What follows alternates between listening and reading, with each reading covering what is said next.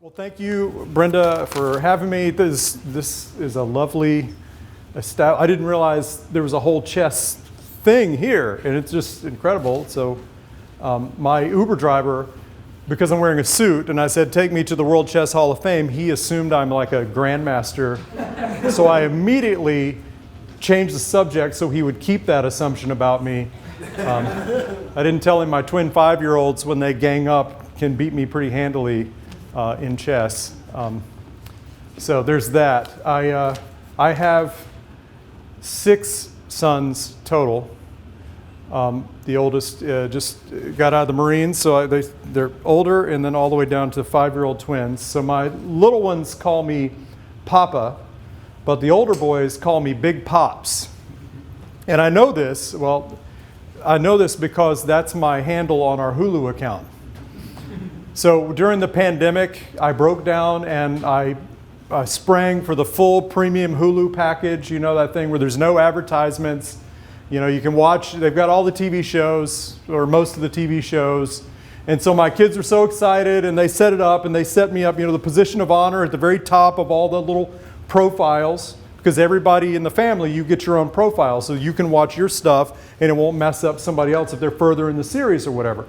So I had, you know, placement at the top, which at first I thought was just a place of honor, and then I realized, no, that's the person who pays the bills for the Hulu. So my name was at the top, and they labeled me Big Pops. So that's how I know that they call me Big Pops. Also because they often say, hey, Big Pops, can I have some money? Hey, Big Pops, can I stay out late? Hey, Big Pops, my car is broken again. Hey, Big Pops, I got a tire. You understand what I'm saying. So I'm Big Pops. And I tell you that story to tell you this story, which is about a year ago, my then 17-year-old came to me, and he said, hey, Big Pops, you know, it's football homecoming tonight, and I'd like to have a few of my associates over after the game, if that would be okay. And before I could say anything, he said, I know what you're thinking, Big Pops, but trust me, we're just going to get out in the backfield, maybe have a bonfire, swap some stories, drink some root beers. It'll be harmless. And I said, you know, I didn't remind him that I had also been a teenager, so I know. So I just said, look, you know the rule.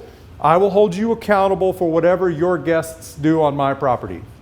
And he said, don't worry, Big Pops, I got this. So the night of the homecoming game comes, you know, and then the game's over, and I see him and some of his buddies coming down the driveway in their cars. Then I see more headlights coming down the driveway, and then I see headlights on the street. And pretty soon, I've got kids in my backfield. I got kids in the backyard, the front yard, my front porch, my basement, my barn, the top of my barn, my deck, possibly on the roof of my house. I'm not entirely sure. Because what had happened is, you know, kids these days with the social media, there are no secrets. So he and his few associates had, you know, let each other know that they're going to come hang out, but then they let other people know, and then it's on Snapface and Instatime and all the rest of it. You know, so pretty soon I have a property that's full of teenagers, and my patience is wearing thin and thinner. And around 1 in the morning, I find the young lad and I say, son, it's time for them to go. I can clear them out, or you can clear them out. And to his credit, he said, Big Pops, I got this. And he cleared them out. He cleared them out. There was one fist fight. That was between him and one of his brothers, so that doesn't really count. But otherwise, he cleared them all out. I was proud of him. Then began the week of cleanup. I won't go into those details. It was substantial. Just put it like that. But then everything was cleaned up. And we finally got to a peaceful night where nobody needed anything from Big Pops. So I went down to the basement and I turned on my TV in my basement to my Hulu. And this is what I found. Some kid who'd been in my basement took it upon himself or herself to change all of our account names, all of our profile names. Big Pops, gone. Isaac, gone. Eli, gone. All gone. Instead, you've got like these dumb like wrapper handles, you know, where they intentionally misspell it and add numbers, you know, that kind of thing, right? Except for one child with sense. Her name was Christina at the top. But the rest had like silly names. And I said, I cannot believe this. So I wasn't going to like fix all of it. I said, you know, these kids can fix it themselves. So I just erased all the profiles, except for the top one. You can't erase that one. So I just deleted Christina and typed in Big Pops. And then I saw this Christina child had watched a substantial amount of television while in my basement. All these like angry housewife dramas, you know, yeah, you know what I mean. Well, that really runs counter to the Big Pops brand. So I couldn't have people turn it on my Hulu and thinking I watch that stuff. So I had to delete the entire watched history. Finally, I'm ready to watch a program that I want to watch. I turn to the program and then something pops up on the screen that I had never seen before in all my experience with Hulu. It was a little message, and the message said, what kind of advertisement would you like to see while you watch your program? And I thought, that's strange because I paid for the premium Hulu where there are no advertisements. And then it hit me. What some of you have already figured out, I'm sure. There was no teenager who came into my basement and maliciously changed everyone's names in our Hulu profile. There was a thoughtful teenager who'd come into my basement and wanted to watch television. And rather than upset the delicate Woodlief Hulu ecosystem, had logged out of our Hulu and logged into his family's Hulu account. And what I had done was erase everyone in his family and change his mama's name to Big Pops. So I tell you that story to make a point, obviously, which is that we see what our hearts are prepared to see. And for years, for decades, in this country, in America, our country, our hearts have been prepared to see the worst in our fellow citizens. It's an industry. There are reporters for the Washington Post and the New York Times. They are on the polarization beat. Literally, that's what they call it. Their job is to report on polarization. Americans at odds. Guess what they find? Guess what you find if you're employed to be the polarization beat reporter? Guess what you're going to find every darn day? Polarization. You better find it, right? Looking for another job. They'll get another polarization person. We've been prepared to see the worst. So you know the narrative. Red America versus blue America. Deeply divided, 50-50. One half hates the other half. Right? Ready for secession, maybe even for civil war. We can't stand each other. We can't have Thanksgiving together anymore. You know those articles that come out before every Thanksgiving, right? And you read them and you think, oh, I must be so lucky that my family is not afflicted with this common mental illness that seems to be sweeping the country. Our own experience is at odds with the narrative. But the narrative is there. Country is deeply divided. We can't get along. So I'm going to tell you the truth about your fellow Americans. We're not deeply divided, red versus blue. If, by the way, for the next few minutes, if you are deeply in Team Blue or in Team Red, you're not going to like some of what you hear. I don't apologize for that. I hope you'll recognize that it's good, even if you learn that most Americans are not with you on your political team. I encourage you to take heart in the reality that most Americans are not on any political team, and that's one of the things that makes us Americans, and it's one of the things that keeps us from killing each other. Most Americans are not in Team Red and Team Blue.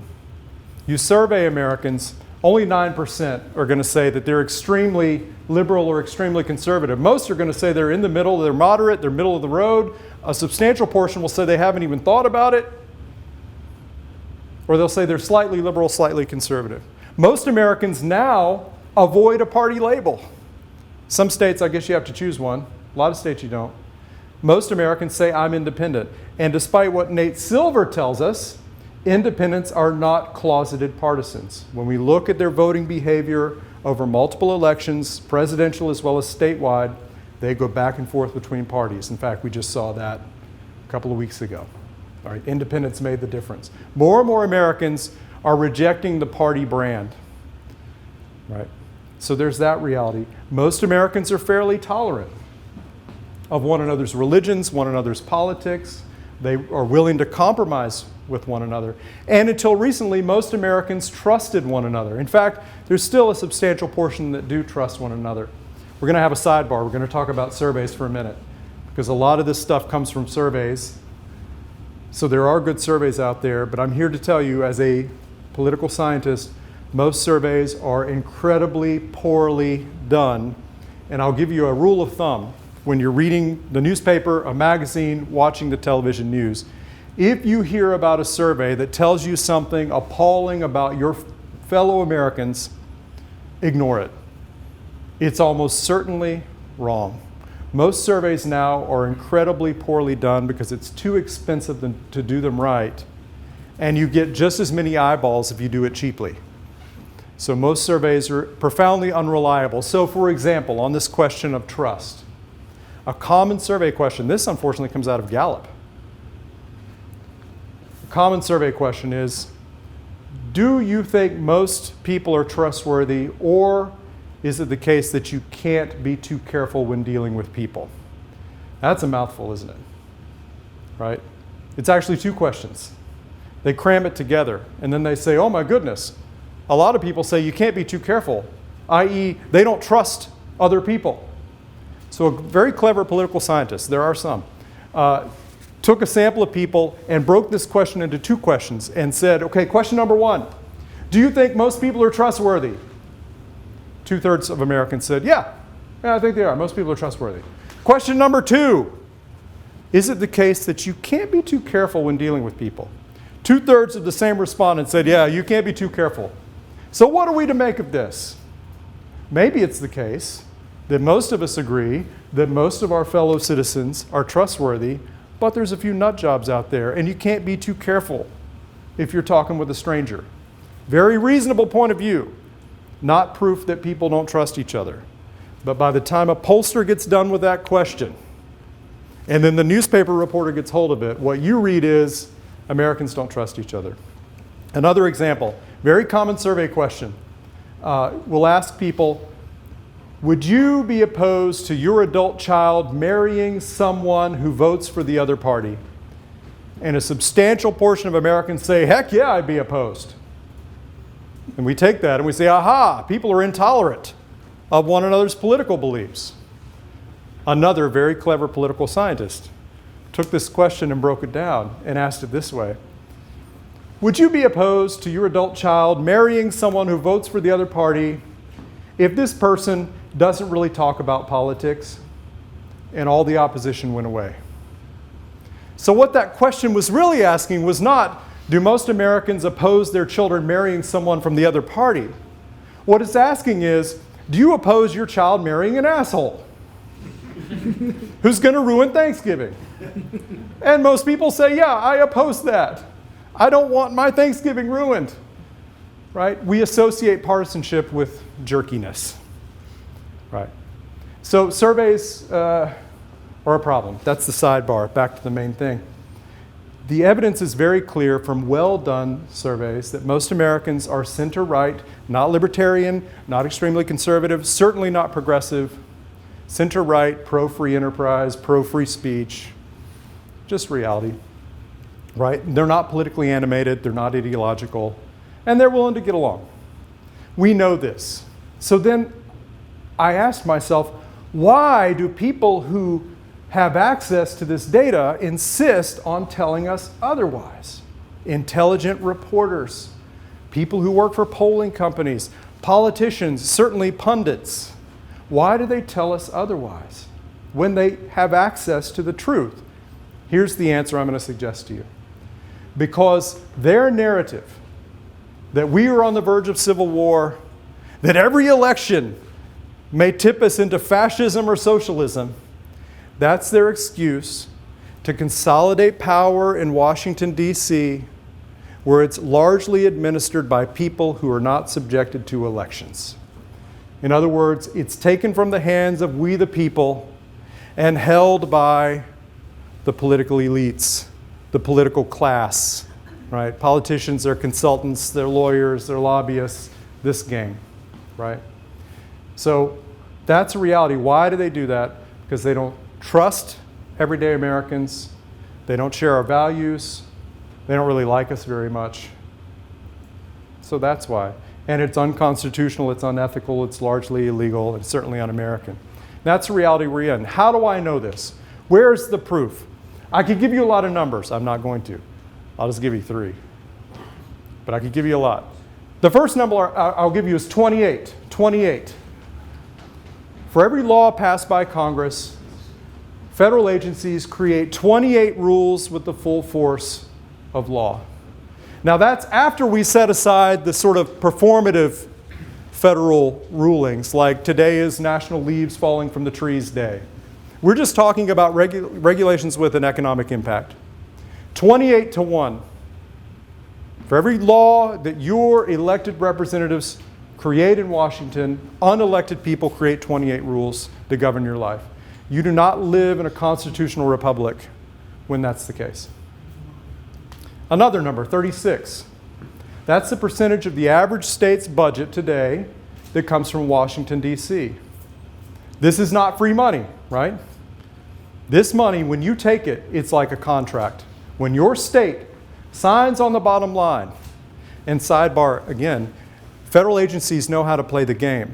When they create these large grants, when they're authorized by Congress to spend this money, they specify on the front matter who in the state can sign on behalf of the state, and they go out of their way to name people that they know will play along. People that often we in our states didn't even elect. So when some unelected person in your state signs on the dotted line, you now as a taxpayer are beholden to the rules of this contract. You're taking the money. That's how they run your nursing homes, your hospitals. That's how they tell you what kind of energy you're going to use, how many gendered bathrooms you have to have. It's all because you're taking that money. It's not free. USDA, beginning in the spring, is hiring 300 people to go solely around rural communities in America to help them fill out the paperwork to get the free federal money. It's a specific agenda, right? Because once you start taking the money, you have to do it their way. 36%. All right, why is that a problem? Well, the last number, 2046. If we go back to 1990, and I can give you all kinds of arguments about why that's a good place to begin our study of the federal encroachment on community authority. If you go to 1990 and you just follow the trend, the growth in the percentage of state budgets coming from the feds, if you stick with that trend, 2046 will be the year that the average state gets the majority of its money from the federal government. And at that point, given all the rules that come with that money, what this means is every state will be essentially an administrative district of Washington, D.C., accountable not even to our elected representatives, but to people who have not been elected, who never have to stand election, who largely can remain nameless and unaccountable. So in our grandchildren's lifetimes, if not sooner, we will have this profound, deep, and I would say lasting change. And I think that's a problem. If we believe in the preamble of the Constitution, we the people, if those words have meaning, right, then that's a problem.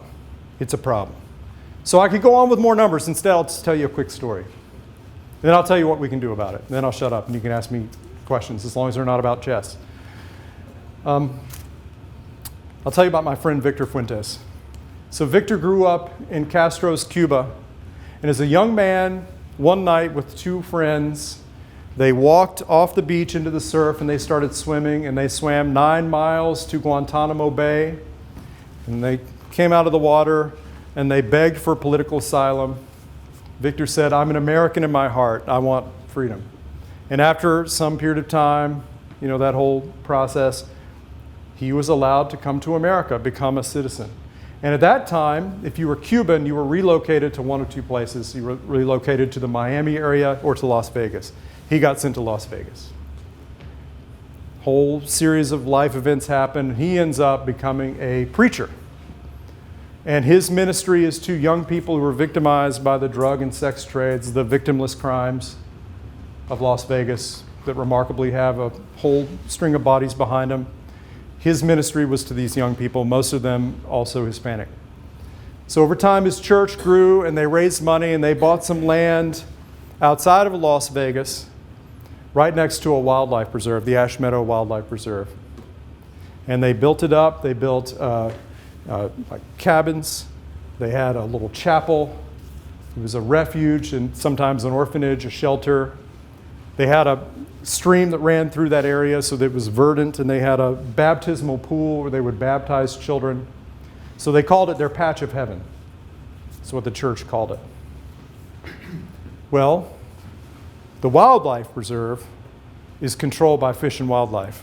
If you drive into the preserve, there are these big signs I could show you on my phone. They say, great big signs, they say, "Welcome to your wildlife refuge." And "your" is really big letters. That's a load of crap. It's their wildlife refuge. You follow their rules, you stay on their paths, you get their permission to do anything. And most of the time it's all closed because they're doing important wildlife stuff. And if I could show you the pictures of what it was and what it's become, you would be appalled, because their vision for what that area should be, it's twisted. It's twisted. They care about every species except the human species. Well, it didn't matter to the church because they're adjacent. That's private land that they bought. Well, Fish and Wildlife decided that they needed the water that goes through the church's land to restore habitat for speckled dace, a little fish, looks like a mosquito fish. So they took the water. Now, there are all kinds of laws and rules about how you do this, about how you engage in a project. They broke all those rules. Didn't get Army Corps of Engineers approval. They didn't even get engineering approval. They didn't disclose to the community what they were going to do. They showed a bunch of plans to the community and somehow omitted the fact they were going to divert the water. Then they built a dam and routed the water uphill around the church's property and back into the same trench it was already in before. They did it so poorly that 3 days before Christmas, a dozen years ago, there was rain. Heavy rain. And if you've ever been out west when it rains, it's not like around here, right? It looks like God has just turned on the spigot and it's not going to turn off. And everything floods. And so it rained and it blew out that berm that they built, and the whole church property was flooded. And it destroyed the orphanage, it destroyed the buildings. Luckily, no one was hurt. So then we began a dozen years of U.S. Fish and Wildlife denying all responsibility. It wasn't our fault. It just happens that it floods sometimes. And Victor, who had a pro bono lawyer from one of the groups in the State Policy Network, umbrella, Victor pointed out, there's no record of flooding here before you guys built a berm, and then literally 3 months after you built it, we got flooded. So that's just coincidence, sir. It flooded 3 more times over the next 2 years. Fish and Wildlife maintained, just coincidence. Just coincidence. Not our fault. I went out there. I got to know Victor. I walked every inch of that diversion. There's no habitat being restored. There's none. It's purely punitive, and that's what they do. If you talk to the people who live out in that area, that's what they do. They burn you out or they flood you out. And there's no accountability. So here's this man who's had his American dream destroyed. And it wasn't like he came over here and was just making money, which would be awesome, right? That's great. Make money, help people. He was all nonprofit service to those in need, and they destroyed all of it with no accountability, no compensation. And so this man, I just spoke to him a couple of weeks ago, and he says, I thought this was America. How can they behave the way my government in Cuba behaved? How is this possible? And I said, Victor, I don't know. I don't know what to tell you. And for the longest time, because he had people saying, Victor, you should just get some dynamite and blow up the berm. Victor, you should get a tractor and just blow it wide open. Just take it back. And these people are armed. I don't know if you've been out in that kind of part of the world. These people are armed. Like when you say show up unarmed, that just means they leave their rifles at home. They all have the sidearms. It's a little unnerving.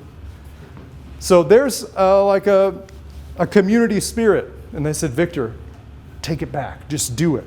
And he said, I don't want to defame my Jesus. So he's trying to obey the law, do what's required of him, and all the while he's wondering, how can the American people allow a government like this when this is the land of the free? And he believed all the literature, right? Maybe that was his mistake. He believed the stuff that we tell kids or used to tell kids, depending on your school, in the classroom. He believed it and lives it. Never seen that man without a shirt that has a flag on it, a flag or a cross, sometimes both. All American, Victor Fuentes. So that's the story. All the numbers aside, that's how it plays out in communities all across America to people whose names we don't know. And that's how they get away with it. We don't learn their names. No newspaper wants to cover it. It gets too complicated to cover. I've written about this. It's complicated. And who has time for that, right? So it happens all the time. And the question is, well, what are we going to do about it? So I can tell you from my organization, State Policy Network, that part of what I do, we've started something called the Center for Practical Federalism. And what we're doing is occupying 3 lanes. One is to equip public litigation firms on our side as best we can, find them plaintiffs like Victor, find them data, information, help them sue every agency at every turn. Hound these people. Hound them. Because often we just let them roll right over people because we don't have the resources. So that's one lane, just sue them. Sue them. And make it public. The other thing we're doing is providing data to public officials. Like a lot of people don't realize, even in red states, the rules that govern receipt of federal funds for their state. Many states that you would consider conservative, trifectas, Republican governor, Republican legislature, Republican state Supreme Court.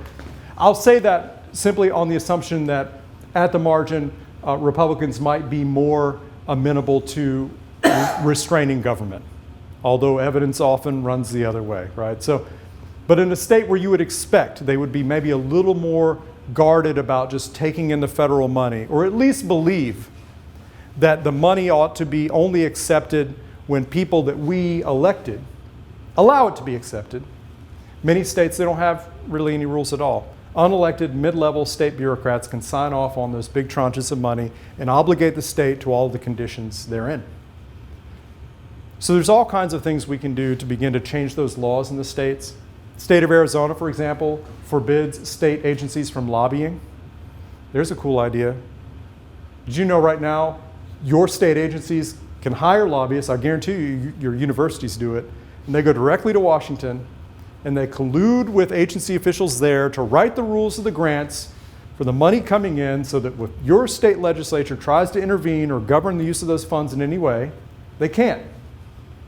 So Arizona says you're not allowed to lobby. Only people elected by the state of Arizona have any standing to go represent the state of Arizona before federal agencies. It's common sense, right? It seems to me. So there's a lot of things like that that can be done, and so we'll show state officials what they can do. And something else we're going to do is simply show legislators of any party how to do oversight again. I was talking with a group of public officials. There was a gentleman from the state of Georgia who had served in the legislature, and we were talking about the imperative of oversight. What that means is legislators having regular hearings in multiple committees, not necessarily antagonistic, but just asking the agencies to open the books. What are you doing with the money? How are you treating people? What are the results? Crazy idea. You could ask, are there any results? Is this all a faith-based enterprise, or do we have any kind of evidence it works? So we're making this argument. Legislators have a primary job to do oversight. And this gentleman, a legislator, raises his hand and he says, well, that sounds great, but in the state of Georgia, our legislature doesn't have the authority to subpoena. So we can't really do investigations. And thank goodness we had a constitutional scholar there, and he said, well, sir, I hate to argue with you, but according to the United States Supreme Court, every state legislature inherently has the power to subpoena and the power to set standards and penalties for noncompliance. It's inherent in the job description. And I said, you're like Dorothy, you had the slippers all along, you just had to click your heels, He didn't think it was funny. I thought it was funny. You got to pick your audience. So it hit me. This is a conservative guy in a conservative state, Republican legislature, had no idea they had the power to subpoena agencies. Meanwhile, just one of in Georgia, Department of Corrections is an embarrassment. We all know it. It's on the top of my head because of this policy thing. You could have been subpoenaing these guys. You could have been making them reform for years. But no, we didn't know we had the authority. So we realized, okay, one thing we can do is educate legislators, either party, any party, how to do oversight. Because it's so essential. And right now, for the past 10 years, on average, about half of Congress consists of former state legislators. So you see where my head is going. Maybe if we remind state legislators how to do oversight, some of them will go to Congress and start asking questions. I mean, it's a crazy idea, but they got to do something up there. Maybe, right? So these kinds of things. How do you empower and inspire public officials, school board members, county commissioners, mayors? I had lunch with the mayor of a small town in North Carolina. I got to be careful because we're being filmed. I don't want to embarrass him. He was telling me about I grew up on Andy Griffith from North Carolina, so I call it a lawyer letter. That's what Barney Fife would call it. It's like a letter that's it sounds legal, but really it's not, because it's Barney typing it out. I'm typing a lawyer letter, Andy. So the mayor gets some lawyer letter from some federal agency trying to intimidate his town into complying with something that the agency really doesn't have the authority to make them do. But they write the letter so it sounds like you're going to go to prison if you don't do it. And it hit me, oh my gosh. I bet there are local officials all across the country that are getting snowed by this stuff every day. These dear colleague letters, memoranda. It's what we call the regulatory dark matter, where agencies try to force communities to comply, but they don't go through the established legal process for creating a regulation. So instead, they send these letters out, and it sounds like it's all neat and tidy and legally vetted, and it's an absolute lie. And it hit us. We need like a Snopes website, but just for federal communications. So you can log on and see, what portion of this letter from this agency is absolute horse garbage, horse crap, horse stuff. Sorry. Trying to be polite. So there's things like that we're doing to try to shine a light on agencies. And the last thing we're doing, so it's a lane of litigation, it's working with public officials. And then the last lane is just shining a light on these agency actions. The folks out in the Ash Meadow Reserve, Fish and Wildlife, the last thing they want is publicity. That's why it's been so frustrating and it's so hard to get it. They will change their behavior if you shine a light on them. They don't want it. They're like roaches when you turn on the light in the kitchen. Not that any of you have that situation, but if you grew up like I did, you know what I'm talking about. They don't like it, so shine a light on them, embarrass them, right? Show them for what they are, and maybe some of them will change. And then maybe legislators will start paying attention because they're embarrassed. So that's what we're doing. So the last little thing is, what can you do? Right. So in the book, my iCitizen, I was telling somebody before we got started, if you write a book, by the time it comes out, you're so sick of it.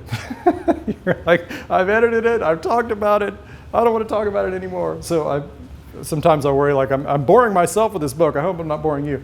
In the last part of the book, I try to give the reader things that he or she can do.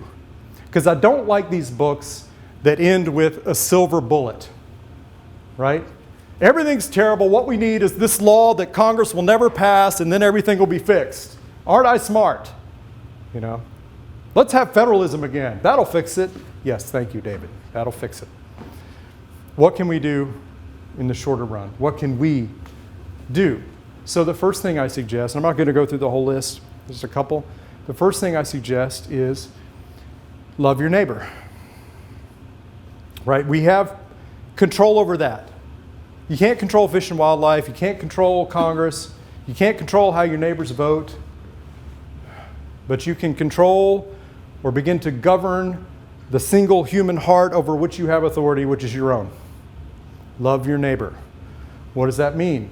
It doesn't mean feel warmly about this person, right? This is the hardest thing to get across to young people, is that love is not a feeling. The songs are lying. The movies are lying. Love is not a feeling, right? Love is action. It's what you do, right? So love your neighbor. What would that look like? Maybe get to know him. break bread with them, right? Try to form some of these bonds. Some of you I know already do this. You don't need to hear this, right? Spread the gospel to others. I need to hear it. I don't do it well enough. I'm grumpy. I'm an introvert. But that, right, that's what inoculates us. If you've got these people at the commanding heights of the communication infrastructure in this country, and they're telling us, don't trust your neighbor's dangerous, we're about to have civil war, maybe we should secede, that's what they're telling us. The only inoculation against that toxin is to know your neighbors and realize, they're flawed. I don't like their jokes. I think they vote the wrong way. They haven't read the right books. But they're mine. They're my neighbors, and they're okay. So love your neighbor. That's one thing. Related to that is resist the narrative. There's so many ways we get pulled into it, right? There's so many, what we consume in the news, through our television, what we read, so much of it is predicated on an underlying assumption that we in our tribe are really smart, and the people who don't agree with us are either stupid or evil or probably both. All right, I think we have to resist that. Sometimes it's true, Sometimes the people on our side are stupid and evil, So it cuts both ways. So sometimes it's true, but think about how much better life is if you just operate with the assumption that people are doing their best and they want what's good. It's like the Hulu thing, I like the teenagers better when I assume they're up to something good. Sometimes I'm wrong, I know. But I'm better when I treat them that way, right? Something else we can do. We can expect better from our local and state officials. I'll give you an example. I'm going out on a limb here because I don't know what y'all think of him. I don't know the first thing about him except his last name, his famous last name in Missouri. I will tell you this, so don't boo if you all hate him. I have no idea. Don't cheer if you all love him. I don't really care. The election, a couple weeks ago, remember that? Yeah, it's a little painful for some people still, right? That election, Department of Justice, days before the midterms, said, we're going to send our officials out into numerous communities to just inspect the polling sites and keep an eye on things. There may have been more, but there were only 2 state officials that I heard about who said, hell no, you're not. One was Ron DeSantis in Florida, and the other was your Secretary of State, Ashcroft, right? They both said, hell no, you're not. And it wasn't because they don't believe in fair elections, right, or that they wanted something shady to go on. It was very simple. Their reasoning was this: you do not have the authority to come into our communities and inspect anything. And you don't get to declare that authority for yourself. That's federalism, baby, right? You want that authority, you go hat in hand to Congress and you ask them for it. Until then, stay out. And I was watching that, I thought, oh man, somebody might get arrested by state police, we might have a showdown, Department of Justice going away in handcuffs. Wouldn't that be poetic? But no, it didn't happen. Why? Because they stood up and said no. And the people without authority realized, well, I guess we can't bluff them. Right? Contrast that with a nearby state, Republican Attorney General, when there were allegations about police misconduct, systematic police misconduct, some of which are true, I would bet. Department of Justice said, we're sending in a team to investigate. And the Republican Attorney General, the #1 law enforcement official in that state, said, sure, come on in, we could use the help. Investigate all you want.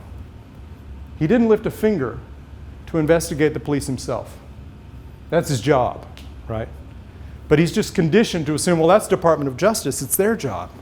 Why is it their job? Because our state officials have abrogated their responsibility. So we should expect more from our state and local officials. There's a ton of things they could do to resist untoward, illegal, unethical federal intervention in our communities. But they don't, because they don't know how, or they don't want to, or they're trying to get to Washington themselves, right? So fire them. If they're not doing their job, fire them. It doesn't matter how good the speech is, how many little boxes they check on the purity test for ideology, fire them if they're not standing up for your community and telling the feds, no, you can't come in here and tell us how to live our lives. right? So the last thing, then I'm going to shut up, and then you can pepper me with rebuttals or pelt me with something. I try to encourage people to take this, if nothing else. We get a relentless drumbeat of negative news and impressions of our country and our fellow citizens. And I encourage you not to believe it. Is some of it true? Sure.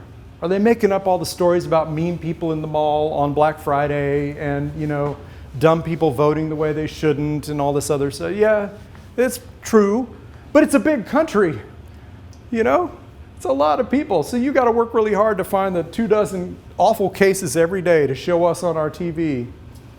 They're cherry picking, right? And creating this ugly impression of who we are. So I encourage you to believe in this country, believe in your fellow citizens, because they're pretty good. They really are. And believe in yourselves. What I mean is believe that you have some authority in your small domain. Some domains bigger than others, but relatively speaking, pretty small. You have authority there and responsibility there. There's no silver bullet.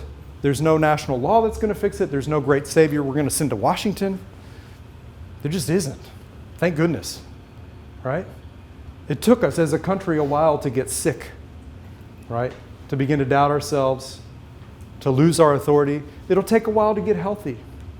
So all any of us can do is our little part. That's all we're called to do, right? In our domain. But if we all do that, that's a lot, That's a lot. So that's all I got to say about that. Thank you for your time, and I'll take any questions.